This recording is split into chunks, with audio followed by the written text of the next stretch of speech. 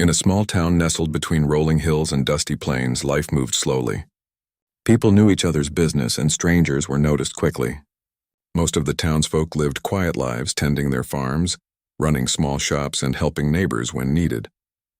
Yet something, or rather someone, had arrived in town that would change the routine of everyone who lived there. Her name was Martha, though few called her that. Everyone in the town knew her simply as the Giant Widow.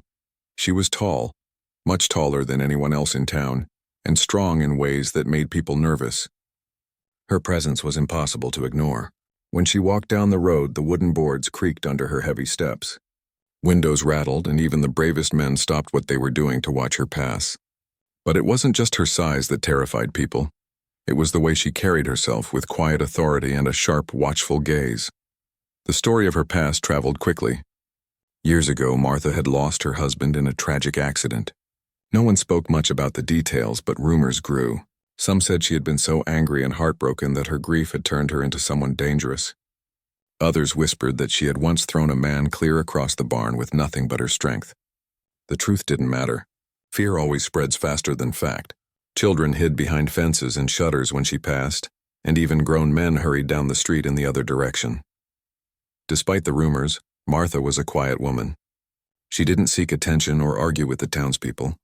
She lived in a large wooden house at the edge of town, surrounded by overgrown fields and wildflowers.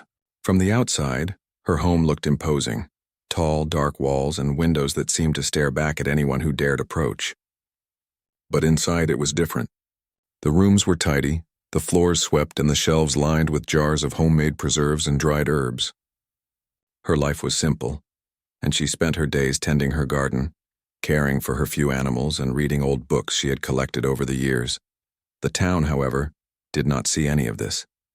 They only saw what they feared. They called her the Giant Widow, not because of her size alone, but because of the stories that had grown around her name.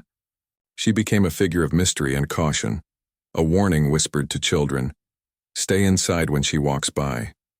On the morning the story really began, Martha moved slowly around her garden, pulling weeds and watering the flowers. The sun was bright, casting golden light over the tall grass, and birds sang in the trees. She hummed softly, a tune she had learned long ago, unaware that people were watching. From the corner of the street, Mrs. Collins, a neighbor with a penchant for gossip, peeked through her curtains and gasped. "There she is," Mrs. Collins whispered to herself, terrifying as always. Across town, in the general store, men leaned on the counters, talking quietly. "I saw her this morning," one said. "She's planting flowers again. Can you believe it?" "Flowers?" another asked, incredulous. She could crush a wagon if she wanted. "And she's planting flowers?" But it was true. Martha had always loved flowers. Her garden was her sanctuary, a place where grief and loneliness seemed to fade just a little. She liked to plant sunflowers, their tall stalks almost matching her own height, and daisies that nodded in the breeze as if greeting her. People rarely saw this softer side, and it confused them. How could someone so frightening care for something as gentle as flowers? That afternoon, Martha went to fetch water from the well near her house. Children playing in the dusty road saw her approaching and froze. Even the boys who dared to run through the field stopped mid-step. They had heard the stories of her strength and feared what might happen if they crossed her path. Martha, unaware of their fear, smiled at the sun and continued her task. Her hands, large and strong, lifted the heavy bucket with ease. She sang softly again, a low and steady melody that carried on the wind. By evening, the town was buzzing. People had seen her at the well, and rumors began to spread like wildfire. "She's huge," someone said. "She can carry that bucket as if it weighs nothing. Imagine what else she can do." "And I heard," another whispered, "that she lives all alone. Who knows what she does inside that house?" None of it was true in the way the town imagined. Martha lived alone because she preferred it. She liked the quiet and the space to think, to read, to tend her garden. But fear and imagination often outshone reality. People saw a giant, lonely woman and filled in the blanks with all sorts of scary stories. That night, Martha sat by the fire knitting a blanket for her small dog, Rufus. The flames danced across the walls, and the soft crackle of burning wood filled the room. She looked out the window at the town in the distance. She had heard the whispers, the rumors, the fearful stories, but she did not mind. She had grown used to being misunderstood. What she longed for was not approval or friendship, but simply a kind heart that could see her as she truly was. Little did she know, someone new had arrived in town that very day, a cowboy named Jesse. He was rugged, with sun-darkened skin and hands calloused from years of hard work. He had traveled far, settling disputes over land and tending to his cattle. But Jesse was different from the others in town. He did not fear Martha. Something in the way she moved, quiet but strong, intrigued him. Unlike the gossiping townsfolk, he did not see a monster. He saw a woman who carried sorrow and strength in equal measure. As the sun set, casting long shadows over the hills, Martha finished her chores. Rufus curled up beside her and she leaned back in her chair, closing her eyes for a moment. Outside, the wind rustled the trees, carrying faint sounds of the town beyond. Life in the small town would continue as usual, filled with whispers and rumors. But for the first time in a long while, change was coming. Quietly, gently, like the wind stirring through the grass, and somewhere watching from a distance. Jesse the cowboy thought to himself that he would like to meet the giant widow, not because he was curious or wanted to challenge her, but because he sensed that behind those stories, there was a story worth knowing, a real human story waiting to be discovered.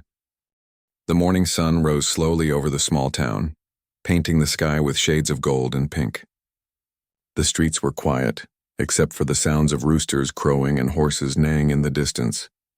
Life in the town continued its usual rhythm, but today there was a hint of curiosity in the air. Jesse, the new cowboy in town, had finished his chores on the ranch and decided to take a walk through the streets. He was tall and lean, with broad shoulders and a calm presence that made people trust him quickly. But today his attention was not on the usual town gossip or the cattle. His eyes were on the outskirts, on the large, dark house that everyone whispered about. Jesse had heard the stories.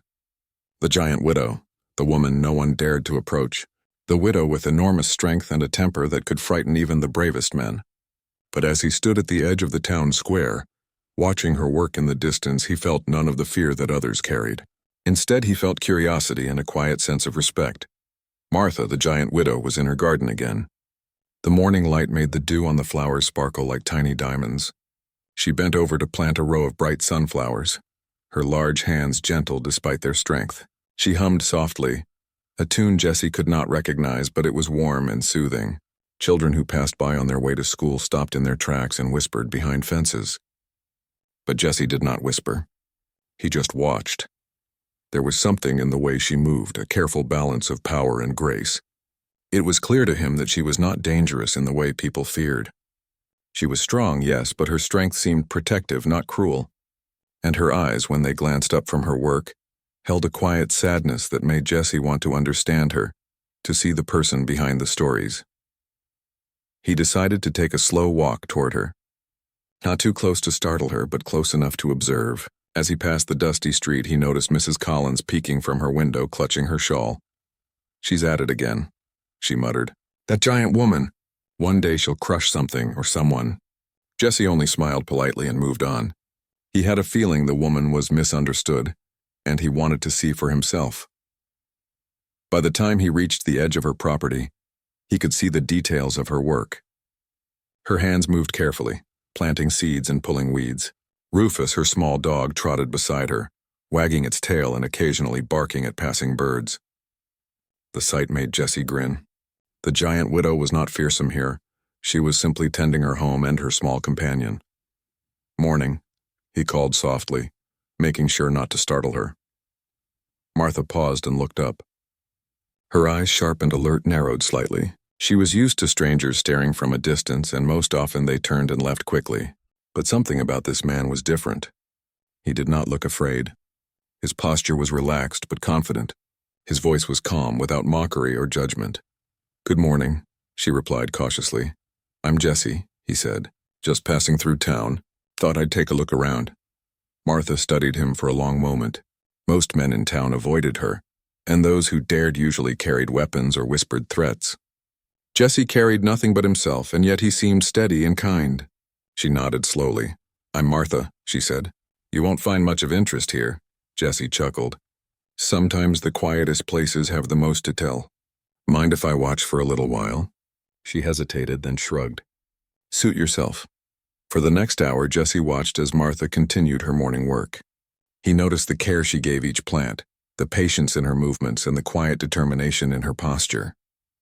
She was strong, yes, but it was a strength that came from experience, not anger. Jesse felt a growing admiration for her. He decided to speak again. "You have a beautiful garden," he said. "I don't think I've seen flowers like these before." Martha glanced at him, surprised. Compliments were rare, especially from strangers. Most people only feared her or made jokes behind her back. She felt a small warmth in her chest. "Thank you," she said softly. "I like to keep things alive. It helps me feel normal." "Normal?" Jesse asked, tilting his head. "Do you mean it makes you happy?" She looked away, brushing her hands on her apron. "It's more than happy," she said. "It's peace. I've had a hard life, and this helps me forget for a while." Jesse nodded. He understood hardship. Life on the plains was not easy for anyone. "I think that's important," he said. "Everyone needs something that keeps them steady." A quiet moment passed. The wind rustled through the tall grass and the sun shone warmly over the field. Jesse realized that the fear surrounding Martha was not her own, but the town's imagination. They feared what they did not understand. Curious, he asked, "Do you live here alone?" "Yes," she said, her voice steady. "I like it that way. No one bothers me and I don't bother anyone." "I can see that," Jesse said. "You seem capable of handling yourself." She gave a small, wry smile. "Capable? I've had to be. Life doesn't wait for anyone." Jesse admired her honesty. Most people would have exaggerated, made excuses, or hidden behind fear. But Martha was real. She did not hide her strength, her grief, or her solitude. She was unafraid to be herself, even if it meant being feared by everyone else. Over the next few days, Jesse continued to visit the edge of her property. He did not intrude, but he left small gifts: an extra loaf of bread from the bakery, a bundle of fresh herbs, a tin of coffee. At first, Martha was suspicious. She had learned to be cautious with people, especially men who showed sudden interest. But the gifts were left quietly, without expectation, without words. Slowly, she began to understand that Jesse's intentions were kind. One morning, she saw him standing at the fence, tipping his hat politely. "Good morning," he said. "Good morning," she replied, still wary.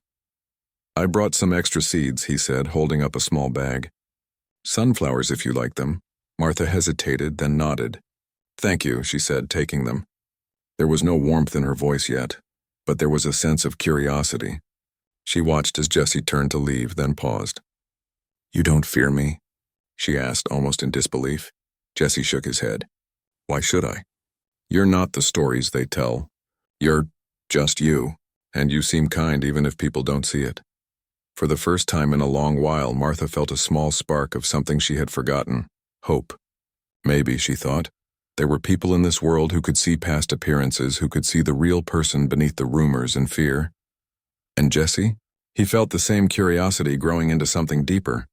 He did not know yet how this connection would change his life or hers, but he knew one thing for certain: the giant widow was no monster. She was a woman with a story worth discovering, and he wanted to be the one to understand it.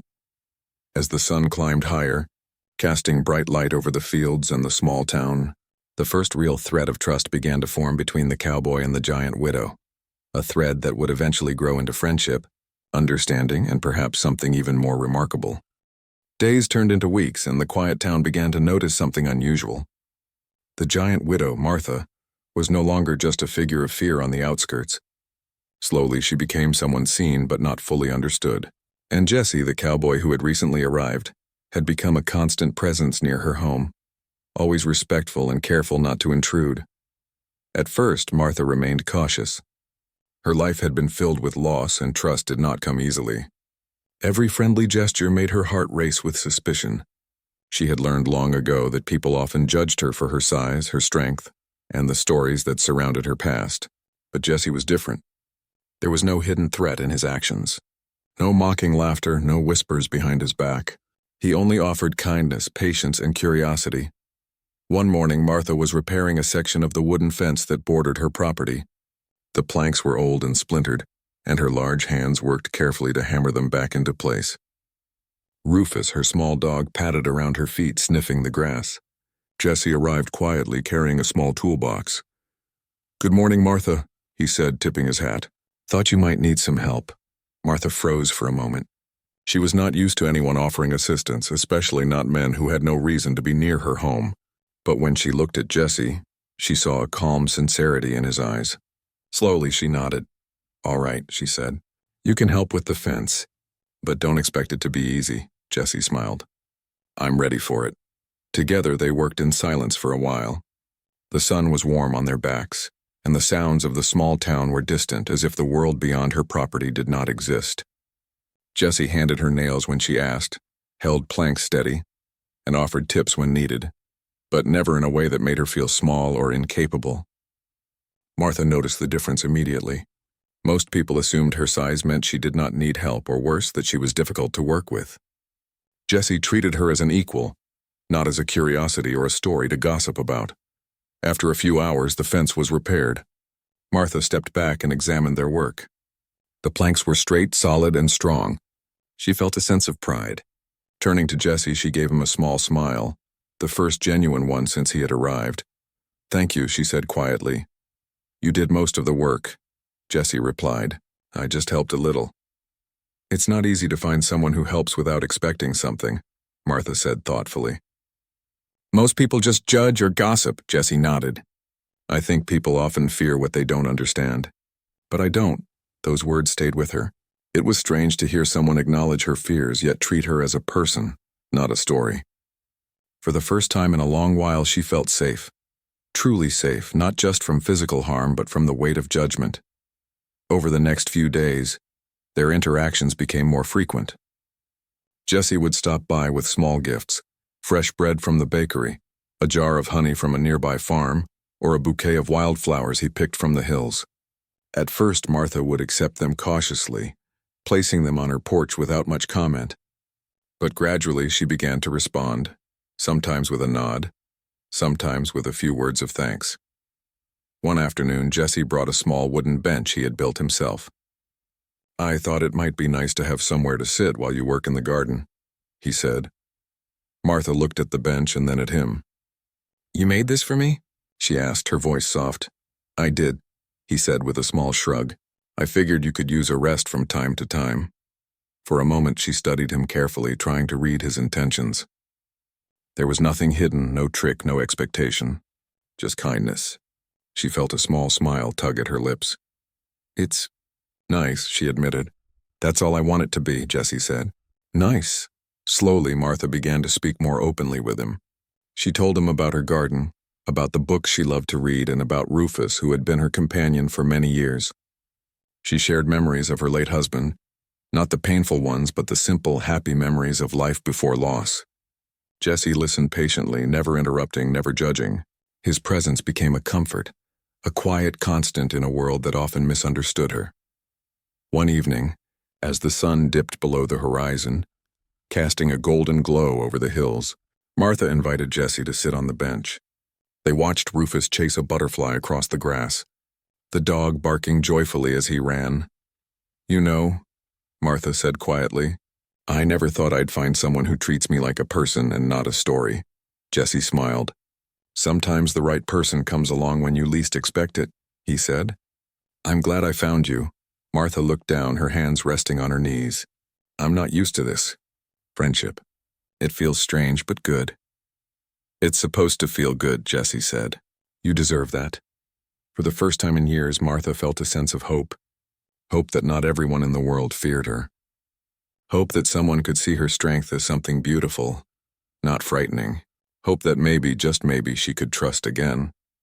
Over the next few weeks, Jesse and Martha spent more time together. He helped with chores around her home, and they shared small meals on the porch, laughing quietly at simple jokes. The townspeople began to notice the change. Whispers still existed, but there was also curiosity.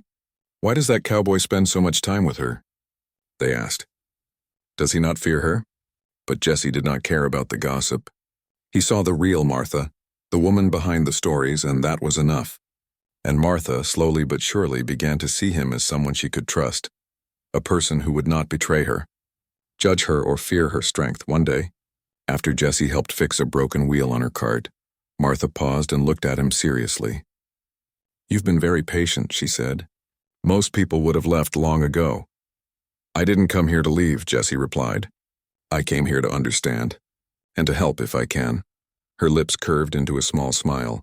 Then maybe people aren't always as cruel as I thought. Jessie grinned. Sometimes it just takes finding the right person to see it. As the sun set, painting the sky with shades of orange and purple, Martha felt something she had not felt in years. Trust. It was fragile like the first buds of spring, but it was real. And with trust came something even stronger. The possibility of friendship, and perhaps something more. That evening, as she closed the door and Rufus curled up beside her, Martha realized that life could change in unexpected ways. And for the first time, she allowed herself to imagine a future that was not filled with fear, loneliness, or suspicion. She allowed herself to imagine a life with someone who truly understood her. And Jesse? He walked back to the town, thinking about the giant widow and the quiet strength he had discovered in her. He knew that the story was only beginning. The days were growing warmer as spring settled over the small town. Martha's garden bloomed with vibrant colors, and the sunflowers she had planted earlier now stood tall, their yellow faces turning toward the sun. Her life had begun to feel a little lighter thanks to Jesse, the cowboy who had slowly become part of her daily routine. He arrived each day without fail, offering help, small gifts, and friendly conversation. Yet for all her trust in him, Martha remained cautious. The town still feared her, and she still remembered the years of isolation and judgment. One morning, Jesse approached her property carrying something unusual. Martha saw him coming from a distance and frowned, curiosity mixed with suspicion. He held a large wooden cage, strong and sturdy, made of polished wood and smooth metal bars. Her heart skipped a beat. "What is that?" she asked, stepping closer. Jesse set it down gently on the grass, making sure not to startle her. "It's a cage," he said calmly. "But don't worry. I didn't buy it for anyone to lock up. I bought it for you." "For me?" Martha repeated, unsure if she had heard correctly. "Why would I need a cage?" Jesse smiled, patient and steady. "It's not a cage to trap you. It's a cage to protect you. Some people in town might see you as different or even scary. I wanted to make sure no one could harm you or take advantage of you. This is yours only if you want it. You decide who goes inside, if anyone." Martha stared at him, her mind struggling to understand.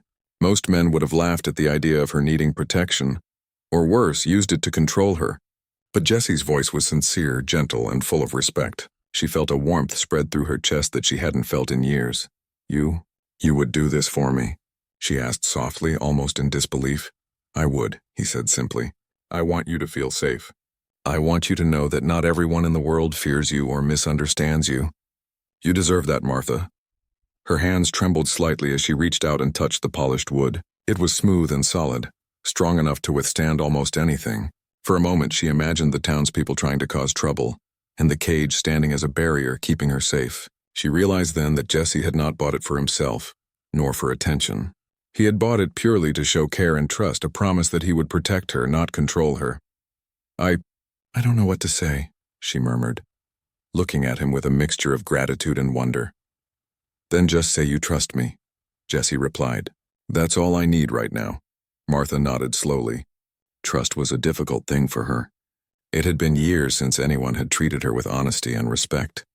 But with Jesse, trust came naturally, as if it had been waiting for him all along. Over the next few days, the cage remained in her yard, a silent symbol of Jesse's care. Martha did not use it immediately, nor did she need to. She was strong and capable, and the cage was not a limitation. It was a reminder that someone saw her strength and wanted to honor it. Rufus seemed to enjoy exploring around it, sniffing the corners and jumping over the bars. Martha found herself smiling more often, laughing softly at the little dog's antics.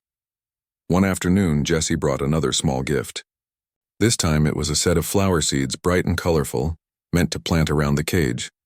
"I thought these could make it look more like part of your garden," he said. Martha looked at him, her eyes softening. "You think of everything, don't you?" she said with a small smile. "I just want to help," he replied. "And I want you to be happy here." As they worked together, planting flowers around the cage, Martha felt a connection growing stronger between them. She realized that the cage was not just a physical object. It was a bridge between fear and trust. The town had always seen her as frightening, untouchable and alone. But Jesse saw her differently. He saw her as a person with feelings, a heart, and a life that deserved respect. Even the townspeople began to notice the change. While some still whispered and stared, others saw the care Jesse showed Martha. The whispers shifted from fear to curiosity. "Why is that cowboy spending so much time with her?" Some asked. "He doesn't seem afraid." Jesse ignored the gossip. He cared only about Martha's safety and happiness. And Martha, in turn, began to open up more. She showed him inside her home, something she rarely allowed anyone to do. The rooms were clean and simple, filled with books, jars of herbs, and small handmade crafts. She laughed softly as Jesse examined a shelf of old books, clearly impressed by her collection. "You really love to read," he said. "I do," Martha replied. "Books have always been my escape. They remind me there's a world beyond this town, even if just in my mind. And I'm glad I get to see a little of it," Jesse said with a smile. The cage remained outside, a symbol of care and protection. Martha walked past it daily, no longer with fear but with understanding. She realized that Jesse was not trying to confine her. He was offering her security, a rare gift she had never received before. Slowly, she began to feel a sense of peace that had been absent from her life for years. One evening, as the sun set and the sky turned orange and pink, Jesse and Martha sat on the bench he had built earlier. Rufus curled up at their feet, tired from chasing butterflies in the garden. "You know," Martha said quietly, "I never imagined someone would care for me like this. Not for my size, not for my strength, not for my past. Just for me." "That's because most people don't understand," Jesse replied. "But I do, and I want to." She looked at him, her eyes reflecting the last light of the sun. For the first time, she felt safe, not just physically, but emotionally. The years of fear, isolation, and loneliness seemed to lift slightly, replaced by a quiet hope. The cage, once a strange and intimidating object, had become a symbol of trust, respect, and care. Martha realized that she was not alone anymore. Jesse had shown her that strength and kindness could coexist, and that someone could see her true self without fear. As the stars began to appear in the night sky, Martha leaned back and smiled. For the first time in a long while, she felt a sense of possibility. She could imagine a life where she was not just feared, but respected, understood, and perhaps even loved. And Jesse? He knew that this was only the beginning. The trust they had built over the weeks was strong, but it could grow even deeper. He did not yet know what the future held, but he was certain of one thing. The giant widow, once feared by all, had begun to open her heart, and he was honored to be part of that journey. Spring had fully arrived in the small town. Flowers bloomed in every garden, and the air was filled with the sweet scent of blossoms. The sun rose early and set late, casting golden light over the fields, hills, and dusty streets. Life in the town continued as usual, but something extraordinary had taken root on the edge of town, near Martha's home. It was a quiet, unspoken change, one that could only be felt by those willing to notice the small moments of kindness and trust that had grown between two unlikely people. Martha, the giant widow, had changed in subtle ways. Her garden was more vibrant than ever, filled with sunflowers, daisies, and wildflowers Jesse had brought her. Rufus, her loyal little dog, was happier too, bounding through the yard and chasing the occasional butterfly. But the biggest change was in Martha herself. She smiled more, laughed softly when Jesse told a story or shared a joke, and even spoke openly about her thoughts and memories. The fear that once defined her life had begun to fade, replaced by hope. Jesse had become a steady presence in her life. Every morning he arrived at her property carrying tools, gifts, or simply his company. He never rushed her, never demanded attention, and never treated her strength as anything but remarkable. Slowly, Martha realized that she trusted him completely. She trusted his words, his intentions, and his heart. And with trust came something deeper: affection. One late afternoon, Jesse suggested a walk beyond the town, toward the hills that overlooked the valley. Martha agreed, curious to see the world beyond her garden and perhaps willing to trust him with a little adventure. They walked side by side, the soft breeze brushing past them and the grass whispering under their feet. The sun was beginning its descent, painting the sky with shades of orange, pink, and purple. "This view is beautiful," Martha said quietly, pausing to take it in. "It is," Jesse agreed, "but not as beautiful as someone who can tend a garden like yours." Martha chuckled softly. "You flatter me too easily, cowboy." "I'm only speaking the truth," he said with a small grin. As they reached the top of the hill, they found a large, flat rock overlooking the valley. The view was breathtaking, the town below, the hills beyond, and the river winding like a silver ribbon in the sunlight. They sat together, Rufus resting at Martha's feet, panting softly from the walk. For a long moment neither spoke. The quiet was comfortable, filled with the sounds of birds, rustling leaves, and the distant voices of townspeople beginning their evening routines. Finally, Martha broke the silence. "Jesse," she said, "I never thought someone would see me for who I really am. Everyone else, they only saw the stories, the rumors, the fear. You see me?" "I do," Jesse replied, turning to look at her, "and I admire you. For your strength, your courage, and the kindness you hide behind all the fear people project onto you." Martha felt her chest tighten. She had spent so many years alone, hiding behind walls, both physical and emotional. But Jesse had not just seen past the walls.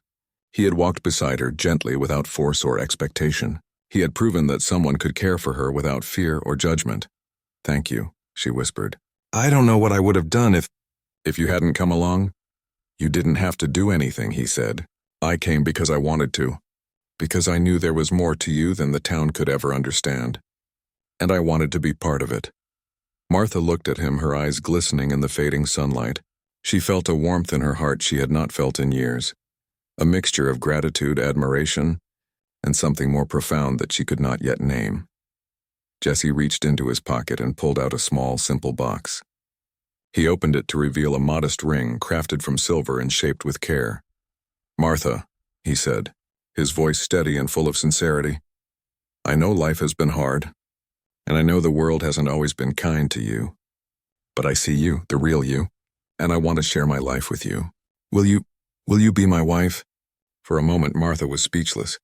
Her mind raced through memories of loneliness, fear, and sorrow. She thought of the years spent hiding, of the whispers and rumors that had followed her since she first arrived in the town. And then she thought of Jesse, the cowboy who had shown her patience, kindness, and trust. The man who had never feared her, who had offered protection without taking control, who had seen her not as a giant widow but as a woman worthy of love. Tears welled up in her eyes, not from sadness but from overwhelming emotion. Slowly she nodded, a small smile forming on her lips. "Yes," she whispered. "Yes, Jesse, I will be your wife." Jesse's face lit up with joy. He gently took her hand and slipped the ring onto her finger. It fit perfectly, as if it had been made for her all along. They laughed softly together, a sound full of relief, happiness, and the promise of a new beginning. Rufus barked happily, running around them in circles as if celebrating the moment. Martha laughed, a clear and genuine sound that echoed over the hills. It was a sound the town had never heard before, a sound free of fear and full of life. When they returned to the town, people stopped and stared. The whispers began again, but this time with curiosity instead of fear. They had never imagined that the giant widow, the woman who had terrified everyone, could find companionship, trust, and love. But there she was, walking beside a man who had shown her that strength and kindness could coexist, that trust could be built, and that love could be found in the most unexpected places. Martha and Jesse continued to live together on the edge of town. The cage remained in her yard, a reminder of the care and trust that had grown between them. It was no longer a symbol of fear, but of protection, respect, and understanding. The flowers around it bloomed brighter than ever, a reflection of the joy that now filled her life. The town slowly came to accept the change.